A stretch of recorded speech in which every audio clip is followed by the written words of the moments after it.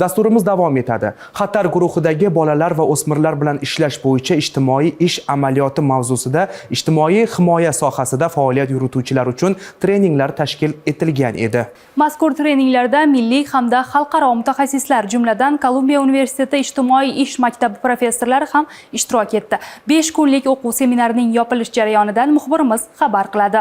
Seminarga har bir viloyat va tumanlardan ijtimoiy himoya agentligi mutaxassislari kelgan. 5 kun davomida yig'ilganlar bir-birlari bilan fikr almashdi. Dastur xatar guruhidagi bolalar va o'smirlar bilan ishlaydigan mutaxassislarga mo'ljallangan bo'lib, u ota-ona qaramog'isiz qolgan, shuningdek hissiy va xulq-atvorda muammolarga ega, zo'ravonlikni boshdan kechirgan yoki o'z joniga qasd qilish va o'ziga zarar yetkazish xavfi ostida bo'lgan bolalar va o'smirlar bilan ishlashni o'z ichiga oladi.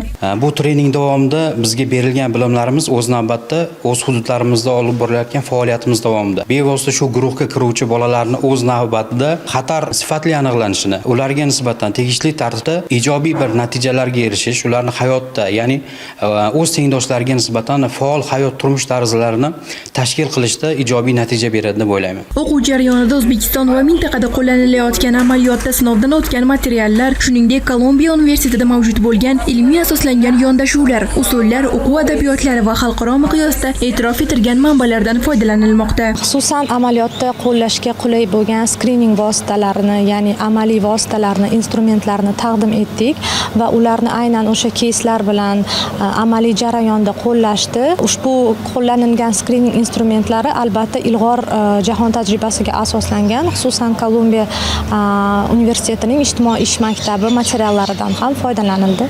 Seminarning so'ngida ishtirokchilarga o'quv darslarida olgan bilimlar uchun sertifikatlar topshirildi. Biz olgan bilimlarimizni, o'rgangan texnikalarimizni hozir amaliyotda qo'llash bo'yicha o'sha sertifikatlar berildi. Mutaxassis sifatida sertifikatlarni oldik.